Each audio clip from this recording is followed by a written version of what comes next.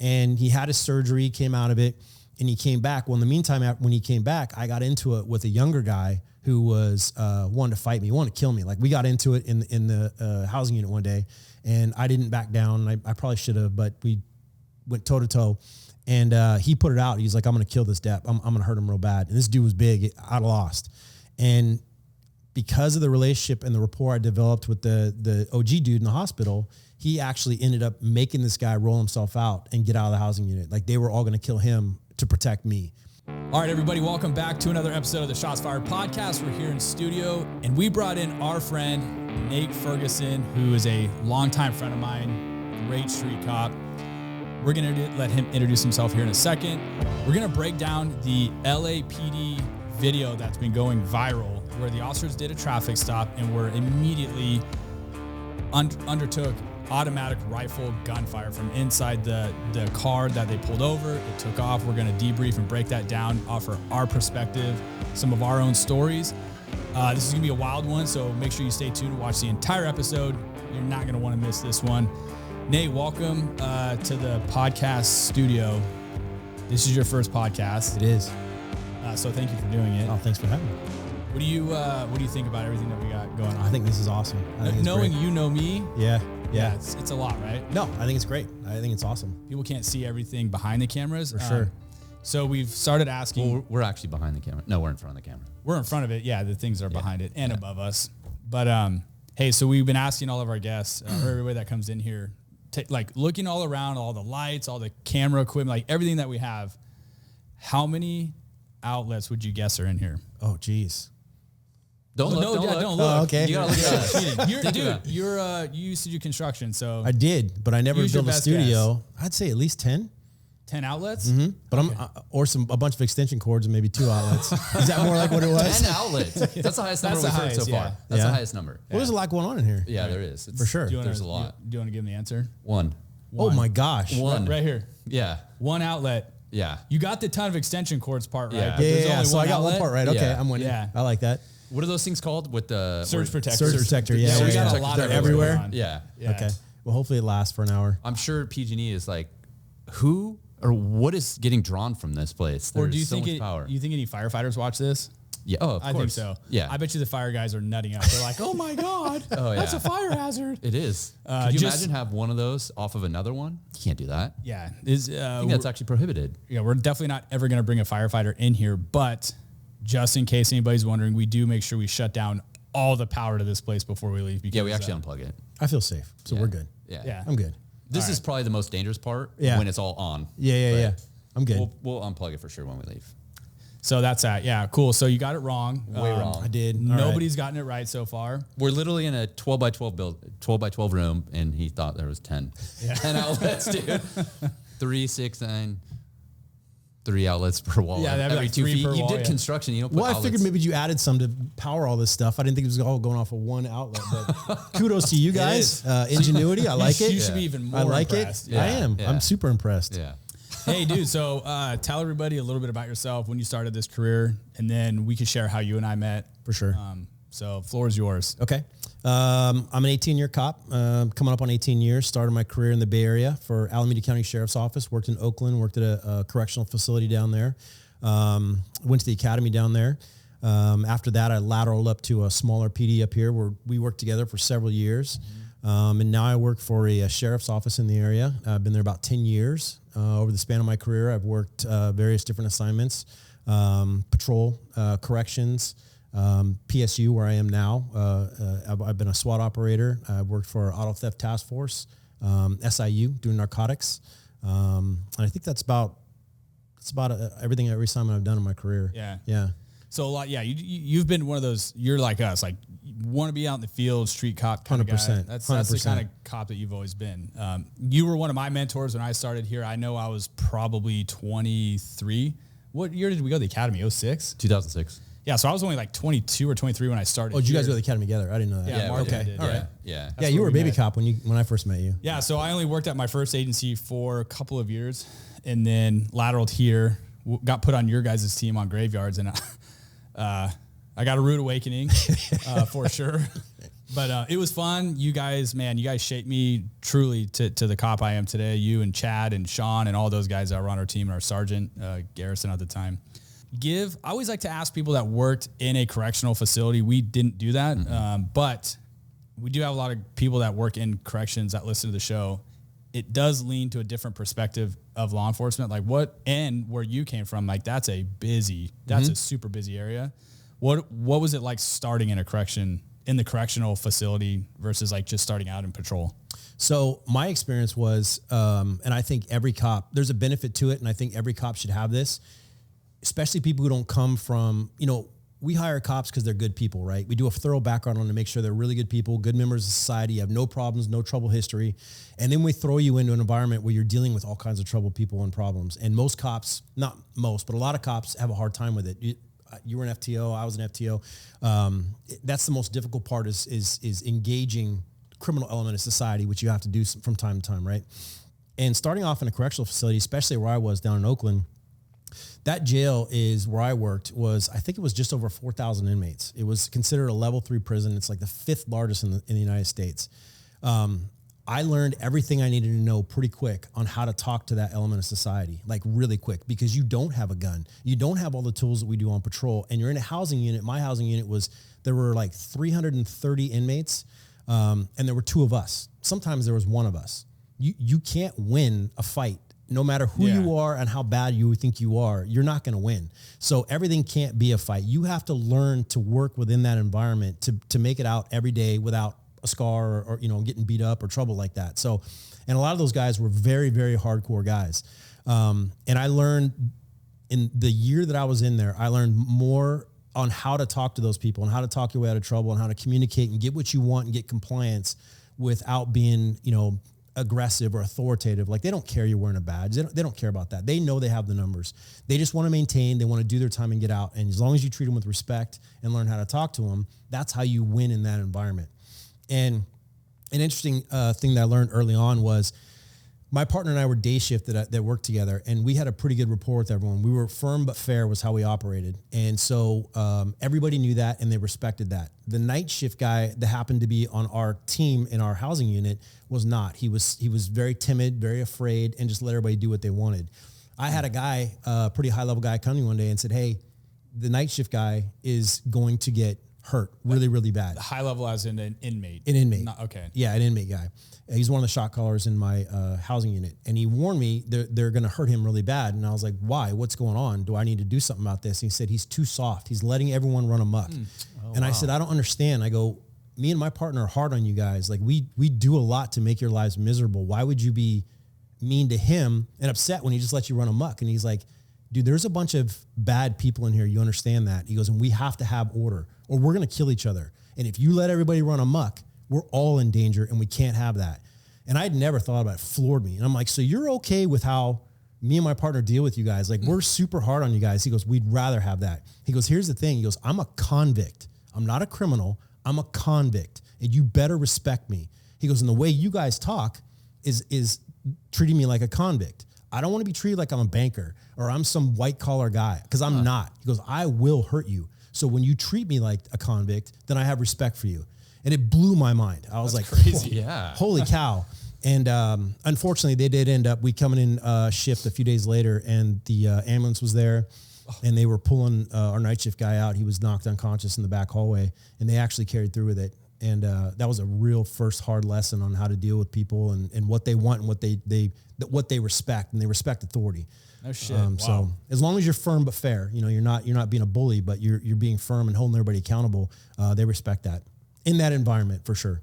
Interesting. I wouldn't even have thought that. Yeah, that's crazy. It was crazy. How did you learn that? Like, what's the real? You did talk about respect, but what's like another tip or a takeaway that these new guys that are going right into the jail that are fresh and new? How do you get that where he was soft but you're not? Like, how do you get that? It's all how you carry yourself. From what I learned, I actually had a couple guys that just the way I walked and talked and carried myself, they thought I'd been on the street before. And I even had a couple guys tell me, say, "Hey man, I remember you, Depp." They'd call us Depp. "I remember you on the street, some call or stuff like that." And I just let it play out. And I'm like, "Oh yeah. I go, "Yeah, I'm in here now. I've been in here for a year and I'm just doing this now." I let that be the impression of me because I didn't want the impression that you're new and you don't know what you're doing. We're going to to take advantage of you. So it's just how you carry yourself, how you treat people. There was a guy in there who was another high level shot caller in a certain ethnic group in there, because they all separate by race. They all do that on their own. And I went to the hospital to cover him. He was having a procedure that he was super nervous about. He was scared to death.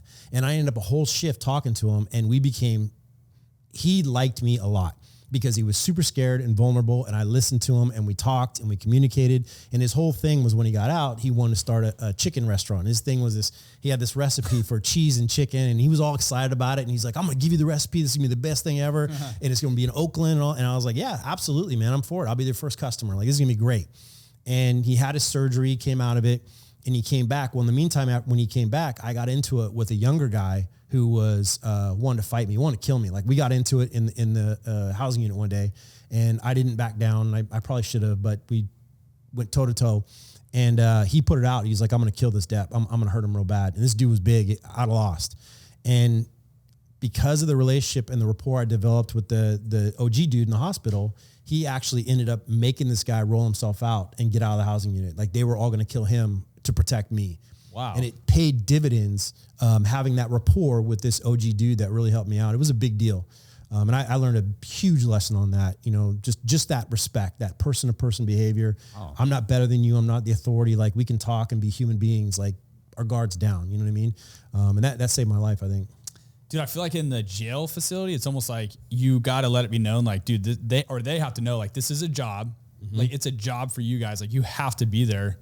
But it's crazy to me that if you're too lenient on them, then they'll take advantage of you or want to hurt you because you're not maintaining the order. I guess I wouldn't have thought of it like that. Yeah, honestly. I wouldn't have either. But now if I try to put myself in that perspective, makes sense. And people are just running amok doing whatever, I'd be getting pissed. I'd be like, dude, you need to do your job and, like, keep these guys in line, because now my safety's at Well, it's funny. Yeah. It's almost like equated to law, like our jobs in law enforcement, when you have a supervisor who doesn't hold people accountable, and then, like, teams kind of run amok. Like, we've all worked on them. Yeah. Like, there's no real order. And then it's funny. You always hear, and then as you promote, you hear to something, these things of like, hey, people want to be held accountable. Yep. So that's true, I guess, even for us, I think but so. then for them too. And even a hectic scene you've all been to on patrol, right? Like, you have 30, 40 people, like a party or something that gets into a fight or a shooting, and everyone's running amok and going everywhere. You have got to control that scene, or there's gonna be more problems. Everyone has to be put under control to have a safe outcome for that scene. So it's almost the same. Yeah. Well, we have a lot of guys that message us, DM us, that are saying, hey, got hired, going to be going in the jail for a couple years, whatever. Like, really quick, like, could you offer these new guys that are starting out in the jail just like a quick little piece of advice? My advice is, everyone who goes to the academy and wants to be a cop, you think you want to hit the streets right away, and that's what you want to do, because that's what you're trained to do, right? And everybody wants to do that.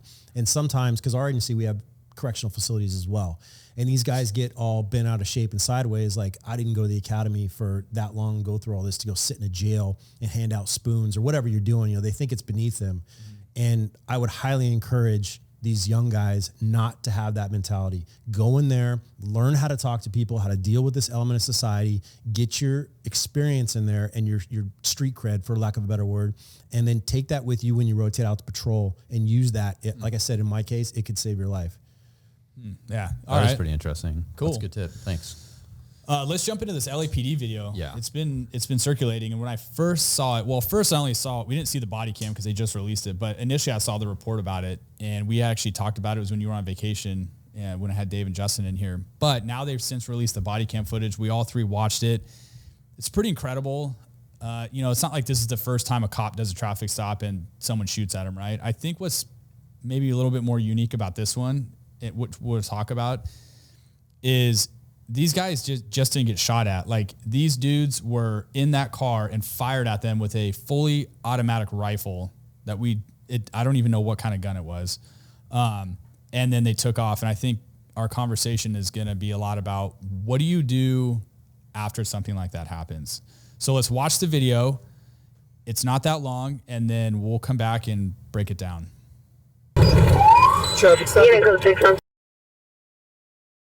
location. Adam 44 on Broadway, north of Rosecrans.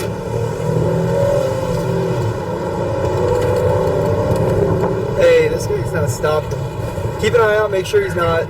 Agent 44, don't see anything other Broadway, vehicle. north of Rosecrans. 145, still cancel. You want to call it a reckless or DUI if they take off? 145, right. He's been swerving. Yeah. There we go, PA. Move your hand real quick. Oh, stop. Go, go,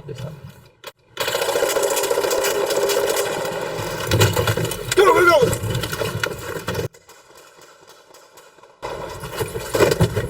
Shots fired. Officer needs help. Get the car! What was that? You good? Go! Just go! We're gonna be northbound. You want your location? Northbound Broadway from Rosecrans. They hit us with, dude. Hey! No, go. Dude, go. What the fuck was that? What the fuck was that? I don't know. Do you know where they went? No. Do you know where they went? No, stop. We're stopping. Adam 44. Adam 44. We're on Broadway and 135 Street. We took shots fired. The car is last seen northbound on Broadway and 135 Street. We need an RA. 135 Street. Lord, are you okay? I'm not bleeding. 44 Broadway and 135 Street. All right. Hey, stay with the car. Perfect. Last seen northbound Broadway from 135th. All right, so we just watched the video. It's wild.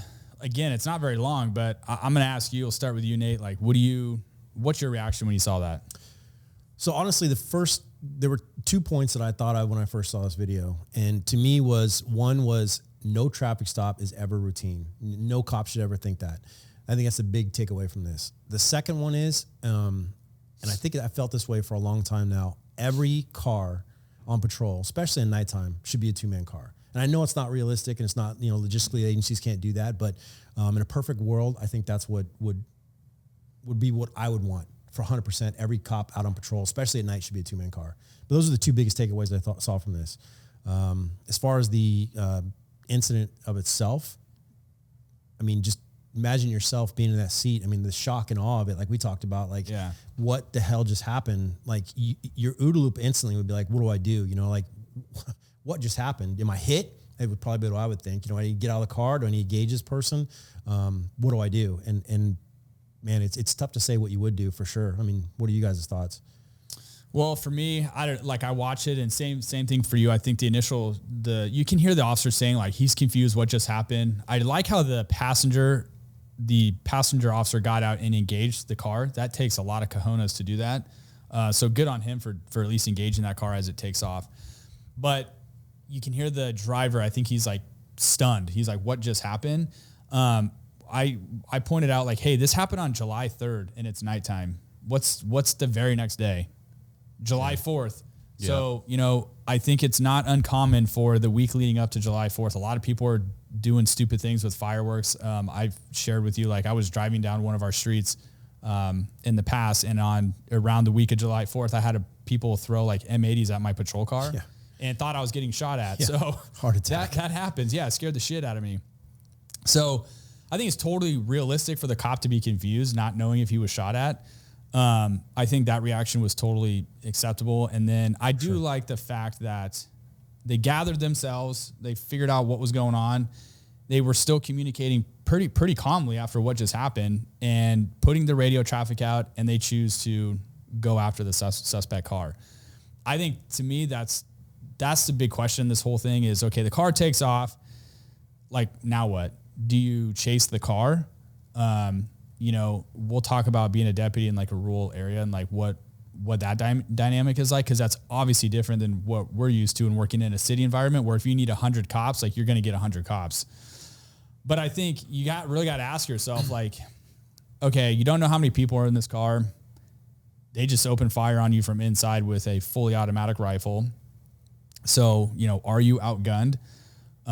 Hopefully those officers had a rifle in their car. I don't know how LAPD operates, but I can only imagine they probably did. Most cops today do. I'm immediately getting that thing out, because I don't know if that car is going to stop 100 feet down the road and engage me again. So I'm grabbing my rifle, and if you're making that decision to go after that car, dude, you got to be thinking like this is not going to end well, right? You are seriously putting your life at risk doing that. For sure. That's scary. So I think it's easy for people to say that what they would do, but the reality is when that happens to you, to actually go after that person, That takes a lot of balls. And then I think you just got to prepare yourself. Like, you got to be thinking 5 steps ahead in something like that. You know, this is more than likely going to turn into a shootout at the end of this pursuit or whatever. If they crash, are you going to like just ram that car and disable it? You know, there's so many things that we could talk about, but that was kind of my initial reaction to the whole thing. It was pretty scary. What's yours? My initial take on that was wild. And to think that someone is shooting a full auto from inside of their car out the back window, something else is going on. And I like one of your points was that there's no such thing as a routine traffic stop. And oftentimes cops are driving and going someplace or going to a call, and you would have those cars pull out in front of you, and you know there's people in those cars that have just committed a crime, and they think you're following them and going to stop them. And in this case, something happened, and they were obviously stopping that car for what they thought was reckless driving or going to be a DUI. Mm-hmm. And then the car stopped. So it's like, okay, this is weird. Like, maybe it's falling in line with our experience of maybe this is a DUI driver. They're actually so drunk that they're actually stopping. They move forward and then they stop again. And then you expect, and you always try to train, that someone's going to jump out of the car. And that's usually where the shootings happen, is they jump out of the car. But in this case, they never opened the doors. Yeah. And they shot through their own car, which is like, you have a better chance of getting out of the car, shooting, getting in the car and getting away. But now you've just destroyed your own car, and it's going to be more noticeable. Mm-hmm. And I think you hit on a good point too, is are you going to actually pursue that? And I think that's a hard thing to think about, because in a major city, my thought would be to go, but I would be real timid to get up behind that car. Like, I'd want to keep it at a far distance and just start coordinating before I got there. And there's a lot of other stuff I know we'll talk about with the communication aspects and stuff on this, but yeah, I think you're right. Well, so that's a good question. So that's what I was talking about, is like, are you wrong for not pursuing that car? And let me preface this before, people are going to throw shade in the comments. I'm not saying don't pursue it. I'm just thinking of a sense of, did that person are they actively trying to kill people, or are they attacking me personally because I was a cop trying to pull them over and disrupt whatever it is that they had going on? I know that'd be a lot to think about in the moment, but would you be wrong for thinking that and then going, okay, that just happened, my car is shot up, they're obviously well armed with a high power rifle, they take off down the street. Like, would you be wrong by getting the license plate number and just not chasing him? And again, I'm not saying I would do that. I'm just saying people probably are thinking that. Yeah. Is that wrong to not chase the car? Well, I think there's other stuff you could do. If you make the decision not to chase it, then you're communicating to start a perimeter and start getting more resources. Right. So what's your perspective of working in a rural area? Like, you're different with backup. We are, for sure. And we're having worked in a city and a sheriff's office, it's definitely a different ball game for sure. But I think, to your point, you don't know the suspect's intent, but you definitely know their ability. And so that would be the biggest factor in my mind, especially in a rural environment where your backup could be 20, 30 minutes away, depending on, where people are and what they're doing at the time.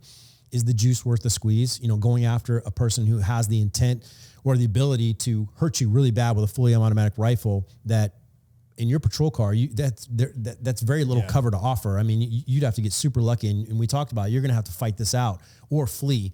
I think I'd be more inclined, and like I said, like you said, I wouldn't fault a cop for either decision they made, but especially in a rural environment, it might be better off for you and your partner to let that one go, get the license plate, put out a direction of travel, and see what you can do with that. But to your point too, that car's rear window is blasted out. It's not going to be difficult to spot that car somewhere for sure. Yeah. So maybe let it go and live to fight another day would probably be the safest way to go.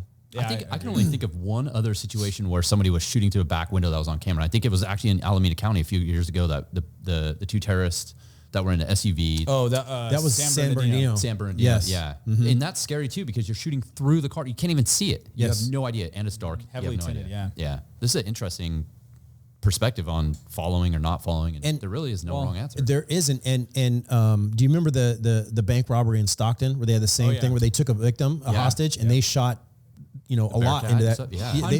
Hundreds of rounds. But that's the other thing. You don't know what's inside that car. Now you're shooting blindly into a car that you don't know who's in there. Maybe this guy just took his wife and kids hostage and thought you were coming after him. And now you're blowing this car out and shooting it out. And you shoot a child, the wrong person. I mean, horrible. That's what happened in Stockton. They shot killed the hostage. So you don't know what's in that car, and that's why I'm saying I would lean more toward caution. In that scenario where you just don't know what's in there, but you know it's violent. Yeah. I'm just saying. I'm like trying to think of this in my head. Like, what about like a mobile perimeter? I guess where if you're putting out that direction where that car is headed, start getting units to kind of like, I don't know, maybe different intersections up the road. But then the question is, well, what if you're a cop and you're at a intersection and that thing is approaching you? Yeah. Are you getting out with your rifle? And if that thing freaking comes your way, you're just dusting into that car. Like, I'll tell you what, there's so many things to think about. I would if I think that's what's really important about this video and why we're talking about it is that is something that I never thought would happen in someone doing that, shooting through a back window.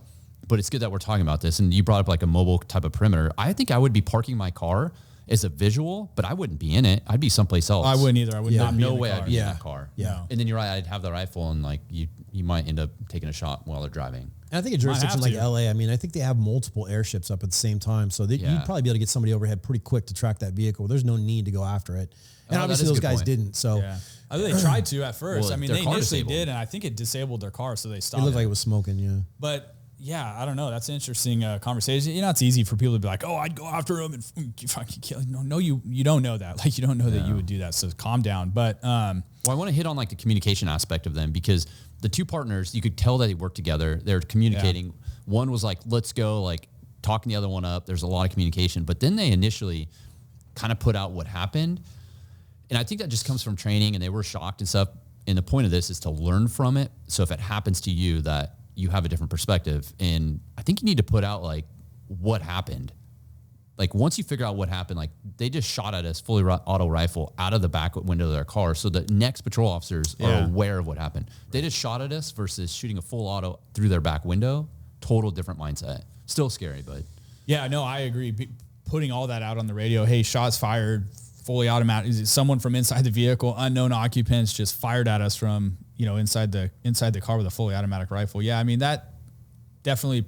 Well, because you're letting all the other guys know, or cops that are en route to you, like what they're about to face if they end up intercepting that car somewhere. Yeah. Or you might have someone going to a burglary report and they're like, "Oh, the shots were fired. Okay, sounds like they're handling it."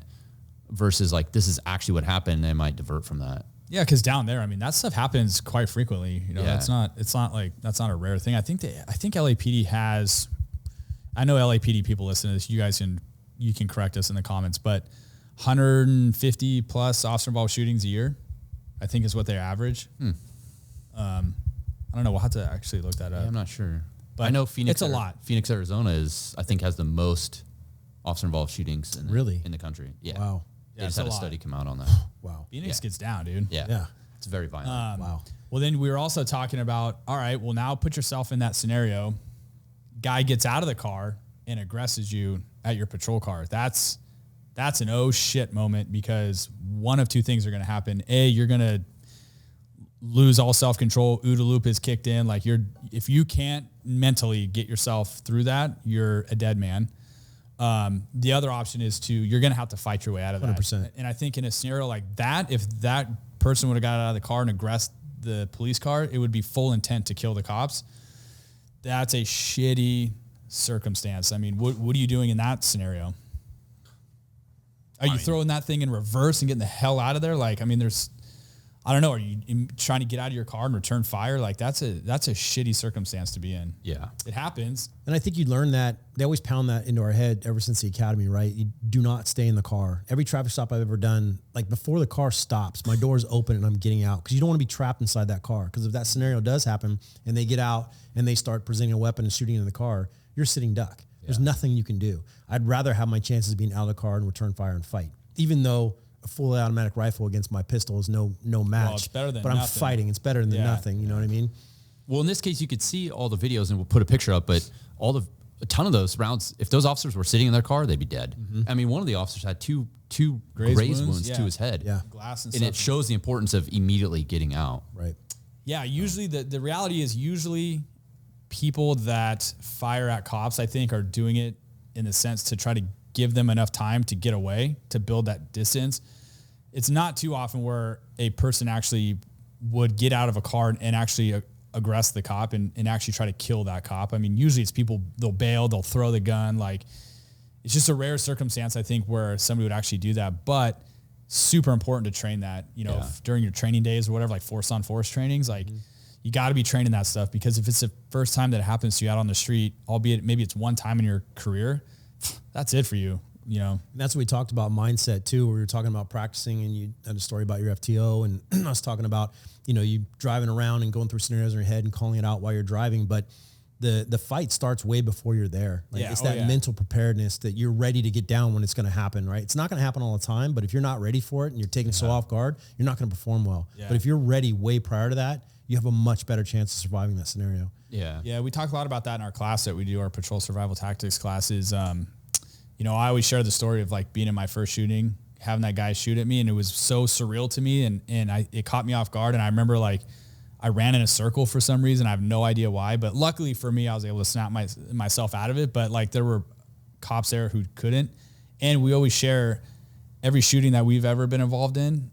You always have cops that either run away or hide or don't engage. And then after the fact, that's hard for those cops, because I think you could always sit in a room and be like, hey, if I pose this scenario to you, like, you know, someone does this and then they present a weapon at you or a threat or whatever, like, what would you do? Right? Like 10 out of 10 people always say, oh, I would shoot him. Everybody says that. Yeah. And then it happens to you in real life, and that's not exactly what happens. It totally catches people off guard. And I don't know, we talk about that in our classes. I think it's important because that's your life at stake. And if you choose not to prepare yourself to be able to mentally manage that high amount of stress and adrenaline, you're more likely going to get screwed.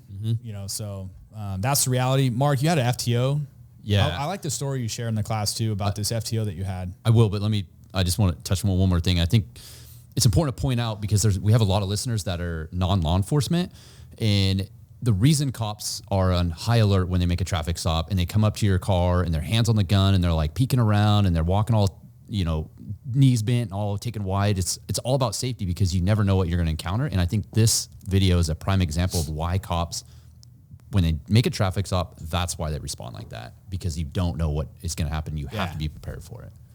So I'll share that story for sure about communication. So one of my very first FTOs was all about communication. How do you put information out on the radio? Because the reality is, and I can ask everybody, please put it in the comments, have you ever had any radio training? The reality is almost everybody has never had radio training unless they've been in the military. So what do you say when you say it? What's important to you versus what's important to the person that's responding? Because if you're on scene, everything could be fine, but it depends on what you're putting out. The responding officers are thinking pure chaos, or vice versa. You're not putting out enough information. So the FTO I had, one of my first FTOs, every day before shift or before we went out on the patrol car, I was in my full uniform. I had to get on a treadmill and jog and run. And it was constant, hey, what do you put out a foot pursuit. Picture streets that you've worked on, put out a foot pursuit. What are you seeing? Describe it. And I had to constantly describe that. And it's like, now I'm still running on the treadmill. Put out a vehicle pursuit. Picture coming to work, following a car. Put out a vehicle pursuit. And then he'd ask me questions, and I'd have to respond to it on the radio while I'm running. And it sucked. I was sweating, and then you start your full shift, but I never realized the importance of it till a little later on in my career, when I realized that by running on a treadmill, you're doing something, and then now you're having to communicate and think something different. And it's like the multitasking aspects, and you really realize what is important to put on the radio and why am I putting this information out? So if you're an FTO out there, I think that's a really good idea to put your trainees through, is have them on a treadmill and jog and start broadcasting and talking, because communication on the radio is so important. And in this video, there wasn't a lot of communication about exactly what happened, though we recognize that they're trying to process what happened. We get that. And I assume at some point that information was put out there, but this is the benefit of training radio communication right away. So I have a question. Sure. Is it treadmill or treadmill? I mean, you say treadmill, and every time we travel and do these classes, you always say treadmill. I say treadmill. Never asked you. I do say treadmill. That's so natural. Yeah. Is it mill, treadmill? I believe it's mill. I think it's mill. I think it's treadmill. But you stick with treadmill. That's you guys fine. have never ran on a treadmill before. Apparently not. No. We've ran on treadmills. We've never ran on a treadmill. Treadmill. That's embarrassing. I've actually never. Thanks for waiting so long to correct me. Every class we've ever taught all over the United States, he always shares that story. He says treadmill, and I always think about it in the class. I'm always like, why does he say that? And I've never asked you. Well, I appreciate you asking on this platform. I wanted to ask you on this platform. Dude, well, I didn't didn't know. realize that a treadmill. I thought maybe I was wrong. I'm always like, is it? I thought it was a treadmill, but you just said treadmill. No, it's treadmill. Treadmill. Yeah, I think it's mill. M-I-L-L. Yeah. Sorry, No, I mean, I appreciate I was like, that. I gotta ask, dude. This is absolutely the platform to correct me on that. So thank you. No, thank you. You're welcome. Now you don't have to feel dumb anymore. Nate, did you have to deal with this a long time ago? God, dude. Yeah. When I first met him, I couldn't stand him. Yeah, that's true. Because of Go shenanigans ahead. like this. Actually, this is your opportunity to tell me all the stupid shit I did as a new cop.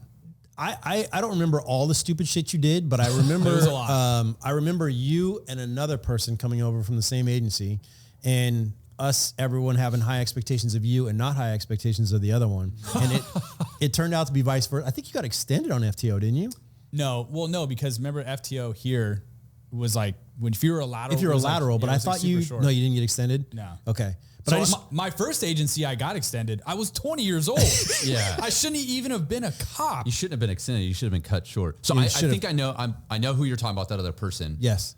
That's really interesting. Yeah, they were in our academy together. Yeah, that it's actually reversed. Oh, that's right. And it ultimately down the road it ended to be completely opposite. But it didn't work out that way. And I think what really angered me was you came across as cocky. It didn't anger me. It was just like rubbing me the wrong way. I still get that. You still get that.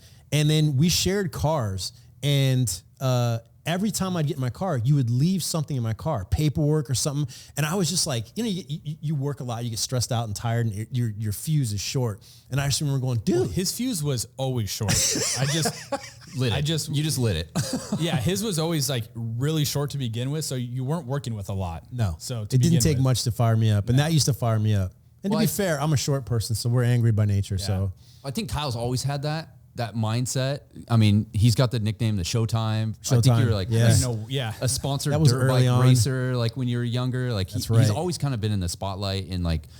I always got hate for some reason. Like, he's this pretty boy, cocky, whatever. Yeah. And I'm like, damn, I'm like not even like that, Yeah. But that's what was good to see, was that my initial impression of you and the other person was completely wrong, and you turned out to be a phenomenal cop, and it was good to see the progression of you. Took a little while. Come. It did, just from that immaturity. I think you were nervous too, because I think you started to realize maybe I bit off a little bit more than I can chew, and I'm not really up to speed right yet. Yeah. And once you got there, you were pretty solid. I mean, there was a lot of things you did that were really funny. We laughed at, but it was all in good nature because you were trying to do the job, and it was just took you time to get there, and it was fun to watch. But I don't know if you could speak on this, but like luckily, I started on a patrol team. It was Graves. I already mentioned it, but it was like with you guys. So seasoned, good street cops to be able to train me up. And I don't know what it was like for you when you started, if you had that opportunity or not, to work with like good cops to school you up. So all the stupid things that you did do, like, hey, don't do that shit again. But I was always in a place where I felt like I was trying to impress you guys. And I remember one time, remember how Chad would get in the white, the van, the old, we had this old piece of crap Shore West, like sprint van in our back parking lot. And on graveyards, our sergeant would let us, one guy drive that and throw he would leave his uniform on, but like throw a flannel on. And I know if Chad's listening to this, he's dying right now. And then that person would drive around in this van and like go point stuff out. And then we would be in marked cars, like hovering in the area. He would call it out and then we would swoop in. I don't know that I would do that today, but it worked flawlessly. And I remember one time Chad spots like a parolee at large or something in one of our little dumpy motels. And that was our favorite hotel. Yeah. And then we try to like pull this dude over, pursuit. Chad's like in the pursuit with the Sure West van, dude. Guy crashes through these bushes. He ends up bailing out of the van and like goes through this grassy area and goes down into a creek. Does this ring a bell? Yeah, that was the Predator guy. I initiated it, and I couldn't put it out on radio traffic. It was funny because it was mayhem. It was. There's a funny ending to it. It was mayhem. It was speaking of radio traffic, it was bad. It was a cluster. I get there, our sergeant gets there, and we're searching for this dude out in this little like I guess it was kind of a greenbelt area. Yeah, there was like a behind creek. a complex. there's a creek down there, and I'm pretty sure it was like wintertime, and this thing was flowing, dude. It was deep. This thing was like a river. Well, I happened to be kind of down peeking around, and all of a sudden the dude was like laying like underwater, like right on the edge of the creek line. And we joke like he was like breathing out of a straw, like Predator, but like his head was like just above the water so that he could breathe. And I'm like, holy shit, there he is. And we're, hey, show us your hands. This dude freaking pops up out of the creek, and he's like kind of like walking backwards like into this creek, and it's like waist high, and it's moving pretty quick. And he throws his hands up, and we're thinking like he's gonna surrender and like walk towards us. And we're kind of like moving down this hill towards him, and all of a sudden he's like, nope. And he like swims across this thing to get to the other side. And I come running down the hill, and I'm like this stupid young new cop, and I'm like, I just jump into this river. Oh my God. And go after him. Well, these guys are like, well, he's committed, so now we got to get committed. So then they jump in the river. Chad loses all his shit, like phone, keys.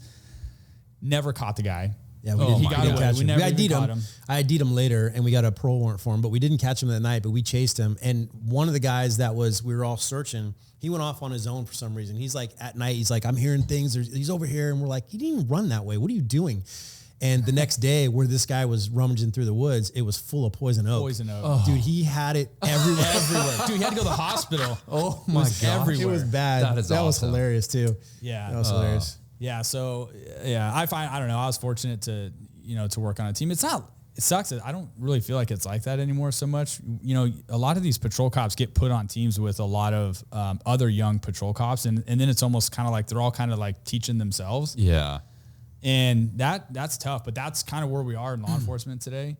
That's why I asked you if you had that opportunity to work with like seasoned, schooled up dudes who would kind of, hey, Mark, like this. I was pretty lucky. I trained on a lot of senior teams with a lot of really good cops. Yeah. There's the teams that were seasoned cops that worked areas that was very slow, but I worked with the seasoned cops that had 10 plus years that worked in the really busy areas. And then when you started signing up after you've passed FTO, then you started signing up for teams. I was one. It goes off of when you graduate the academy, it goes off of like your grade or your percentage. And I was like at the very, very bottom of the academy. So like, I like to say I led the academy behind me, but I think I was almost last in the academy. Well, for SAC PD, I was I think there's like one person below me, but overall in the academy with different agencies, I don't know, maybe you're below me. I was definitely below you. Was it SAC PD Academy? Yeah, it was SAC PD Academy. And then I ended up, all my buddies in the academy would sign up on these teams and work together, and I was never able to get on those teams. So I always signed up on senior teams, and those are the people that I learned with, and they know who they are if they're listening to this, but they are the reasons. They were the mentors like your team. Yeah. Yeah, no, I for sure had that. Yeah. I don't know how, I was always like processing, like you and Chad are like getting in pursuits, like every night, guns, drugs. I was like, how did these guys do it? Just trying to learn, I guess the way as a new cop. But yeah, so I'll apologize to you publicly in front of everybody for all the times I ever pissed you off. I do recall an incident being on with him. This guy and this chick are going through a divorce, and this is when he broke your leg and you like destroyed your knee or ACL. This guy literally like falls off the wagon. I think he like starts doing meth. His shit, like life is not going well for this dude. And we get dispatched out to their house because he's in the house with his Harley doing donuts in the living room. And so that should have been a red flag this probably isn't going to go well. Like that's where he's at mentally. And you and I show up, and it was bizarre. Like no shit, this dude's in the living room just ripping donuts, dude. And you watched it? You saw him doing donuts? Oh, well, he's in there like breaking shit. Yeah. He broke all the windows out to the house. Everything. I remember he broke the front door or rode the bike through the front door, but that's where we fought, was in that entryway, and it was like this tight entryway, and he shattered the door. So the ground was covered in like splinters from the door being blown off. That's right. So we couldn't go to the ground when he engaged us. So we're standing in this little entryway trying to fight, and it's like, how do you control someone? You have nowhere to move. You can't take them down. Broken wood everywhere. Yeah, it was bad. I think he broke the windows out to the cars. Like he went nuts. Wow. Yeah, he went postal, dude. And we're fighting this guy. Like, and when I say fighting, most of the times it's cops say they fought somebody when really it was just somebody trying to get away from them. Yeah, you're so trying they to were control resisting. them. Yeah, you're trying to control them. No, this was like fisticuffs, like fists are flying. Like it was nuts. And shit, he ends up falling. We go to the ground. Nate's fucking leg snaps. Ends up tearing his ACL or he broke your leg. Well, why don't we let Nate tell it? He's here. Yeah, go ahead. Well, that's what happened. I mean, it was. It's basically what happened. But before we went to the ground was because we were standing up fighting him, and you and I were kind of.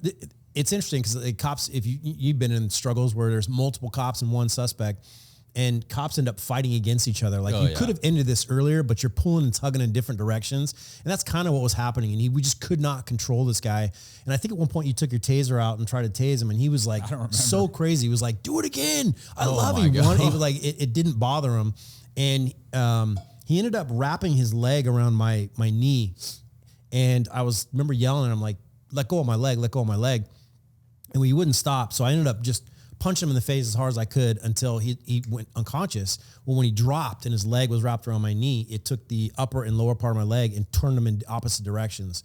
So it fractured my femur and then snapped my ACL. We heard it snap, and you messed up your shoulder or something like that. Yeah. And then we got him into custody, and he came to just like he went out. He was full on wanting to fight, and he was pissed off. But the other thing was too is that the public showed up, all the neighbors, remember that? And they were livid when they saw his face. They were like, "This is out of control." And we're like, "Hey, we need people here now. Like, come help us." And like the neighbors were pissed at you guys. Yeah, they were mad at us. Oh wow. There was like a crowd forming that they thought we just went in there and like tuned this dude up for no reason. Oh wow.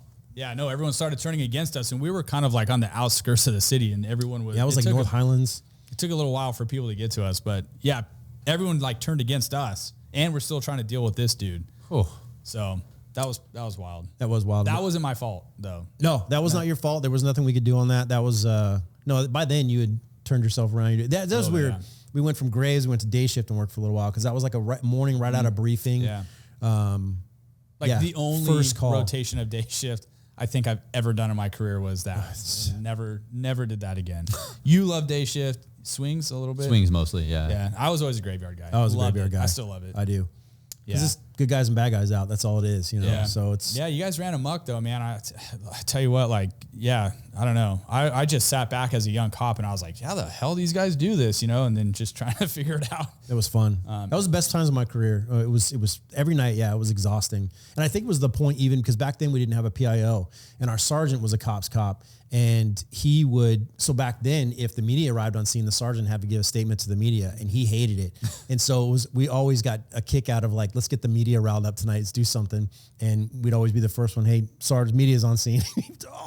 Yeah, that's awesome. Because the media monitors and they have scanners. They pay attention to everything. Sure. Oh, they show up to all that stuff now. Yeah, he hated it. Freelancers, everybody comes up. Well, our sergeant was a deputy, a longtime deputy. So he had the deputy mentality, but he worked at a city agency. So he was cool. But yeah, Chad was always fun to work with. I mean, you guys were always getting into stuff. Lot of pursuits and drugs and guns. Yeah, for sure. Yeah.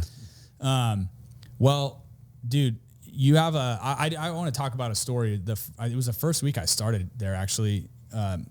You and Chad again got called to this missing persons call. We chatted about it before the show, and I think it's a great story to share because it really sheds light on a lot of new cops. You know, don't just turn a blind eye to stuff.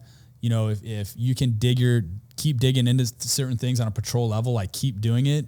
You guys handled a missing persons call, which could have been a fill out a form, turn it in, go on to the next call. It actually turned into a homicide that you guys solved because you kept digging.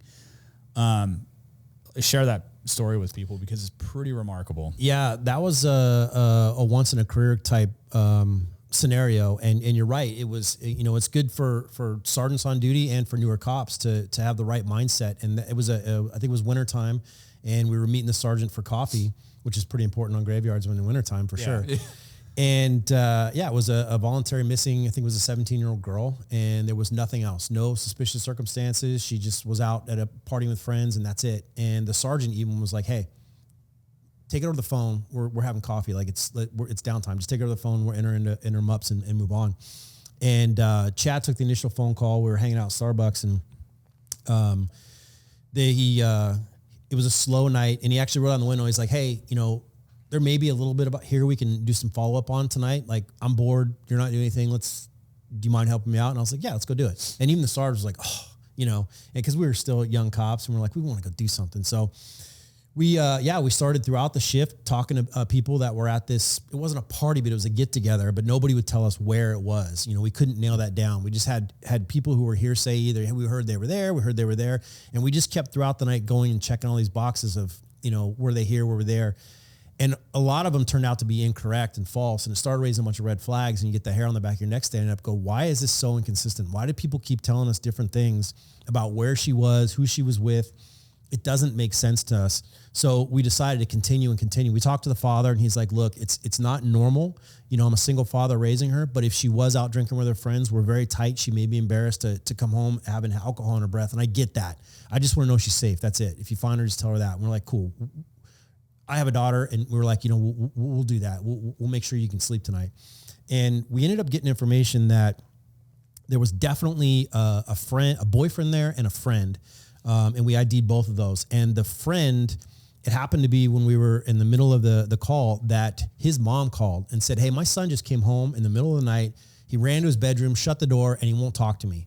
And we're like, interesting. You know, that's one of the guys that they said was there. So we went over, and mom was like, yeah, his door's locked. I can't get in. He's not answering me. So we start trying to knock on the door, knock on the window, no response. And mom's like, you know what? Kick the door. So we're like, okay. Oh, hell yeah. So we booted the door, and he did the, you know, wakes up, oh, what's going on? You know what? You know, we're like, dude, get up, man.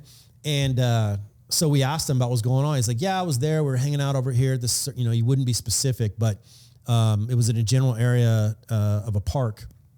And he said, but I left, and she was there with her boyfriend and some other dude. And we're like, so you left first, and they were there hanging out? And he's like, yeah.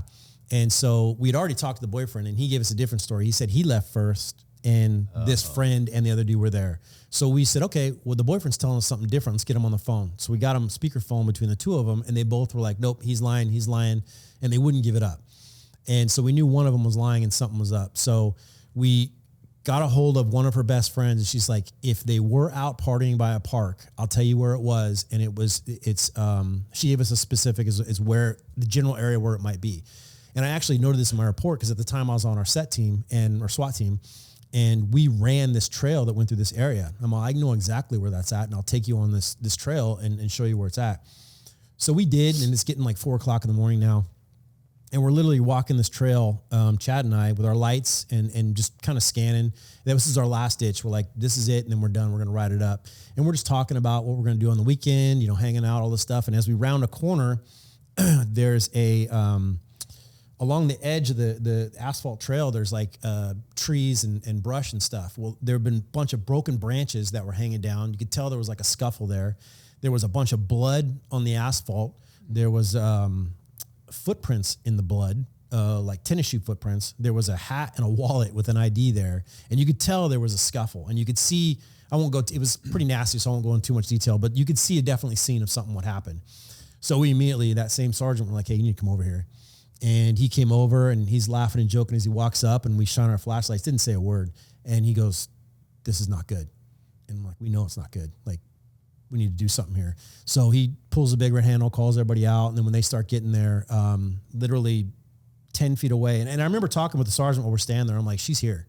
She's right here, dude. You can feel it. It was the weirdest thing in the world. I know it sounds weird, but you could feel that there was something wrong. 10 feet from where we were standing, there was just a bunch of pile of brush, and unfortunately she was found deceased right there.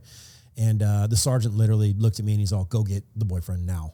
And so we did, and we were able to solve that case, get 2 people in custody within one shift. And that was, it was super good feeling to be able to bring closure to the family. And, you know, bad news, but it was good to be able to have that not go unsolved. You know, God forbid we let it go, and she was found by some family in the park 3 weeks later or something like that, and we had no leads to go on. It was a good end to a call. Yeah. Share what happened when you went and visited the boyfriend the second time. So after you guys found her. Yeah. So I went over there, and the sun had come up. It was morning time, and I pull up, and now I know this guy's going to be a suspect in a homicide. So I got to slow roll this. Right. So I knocked on the door. Mom answers the door, cause he's a 17-year-old kid. And she's obviously just woken up and was in her bathrobe, and she was concerned. Because she knew the girl, and she said, "Did you guys find her? Is she okay?" And I said, "No, we're still working on it. We haven't found her yet, but we need to ask your son a couple more questions."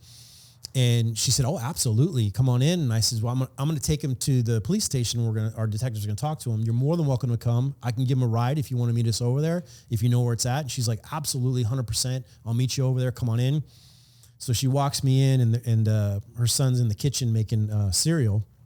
And I stood in the doorway. He turns around and looks at me. And I said, "You remember me?" And he turned 3 shades of white, walked over to the sink, and just started vomiting out of control. And, it was just the weight hit him so hard. And I just walked him out to the car and drove him to the station. And he was in a interview room and continued to throw up, and ultimately gave a full statement and a confession, and agreed to cooperate with the other guy that was a little bit older. And it's sad because it was his girlfriend. And from what I understand, is the other guy was a 21-year-old gang member, and he was trying to be cool with this gang member and try and get in this gang. And this is how this ultimately played out. And it was very sad. So, and yeah, the other guy, you guys, both of them got arrested. They did. Yeah. Yeah. Wow.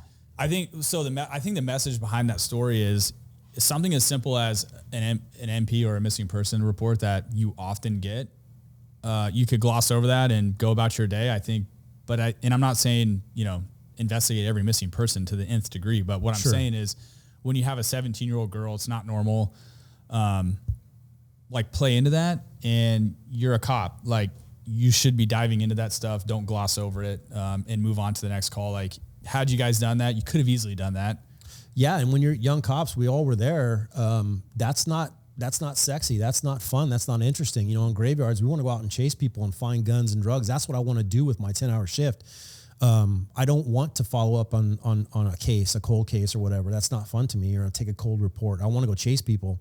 So I agree to your point. Like, these young guys, every once in a while, gear it back, do the right thing, take this seriously, especially if there's red flags, and follow up and see what you can do about it. Yeah. And some of that those are family members that are reporting that, and they're wanting your help.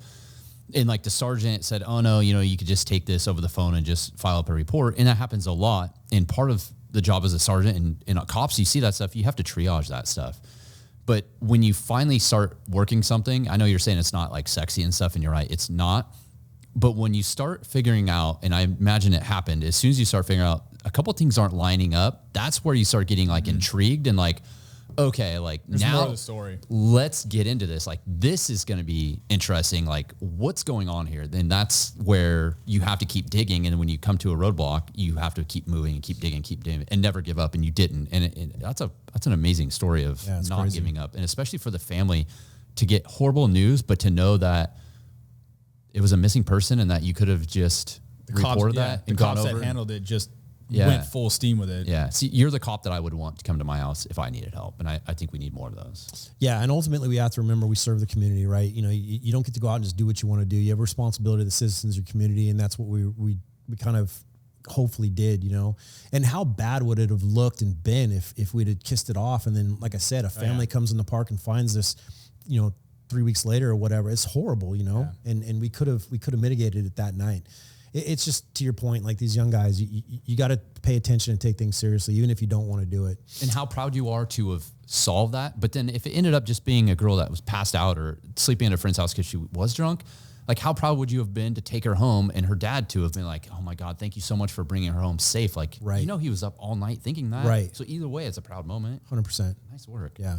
Should get Officer of the Year for that. You would think, right? Yeah. Did you get We didn't. No, okay, we didn't. okay. We didn't get it. I know, subject. it's disappointing That was to have rough, heard that. But Yeah, no, that's phenomenal, man. Like, you talk to some cops and, they do just want to go out and be proactive, and you do got to kind of remind them, like, hey, we do serve the community, and calls for service, those come first. The proactive stuff is the fun stuff that you get to do on when you have time to do it, but not just kiss off all these calls that we get, you know? So, all right. Well, Nate, it's been super fun, man, dropping in here. We could probably sit here and talk shop forever. Yeah, we could. That'll be another time having a beer or something. So yeah. Phenomenal cop, man. I'm so glad that I had the opportunity to work with you. I know you're going to have a stellar career ahead of you, and I can't wait for that. So thanks for popping in.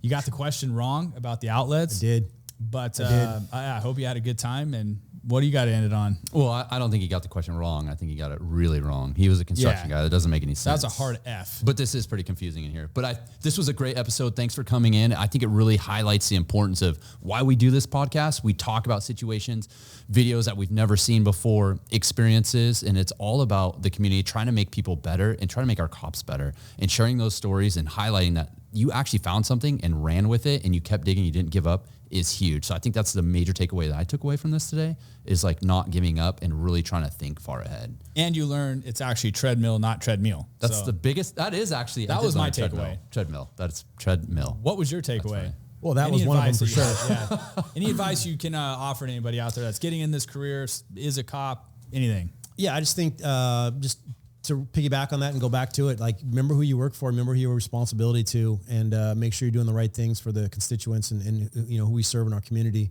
Because I am a member of the community where I police, and I definitely want the guys that are out there covering my family to be doing the right thing and going the extra mile to make sure things are done correctly. So that's my biggest advice. Cool. Yeah. Well said. All right. Well, we will catch you guys on the next episode. We've been really enjoying bringing in these guests, sharing stories and watching some of these body cam videos and learning. So we'll catch you on the next one. Stay safe and be smart. Nate Ferguson. Yeah.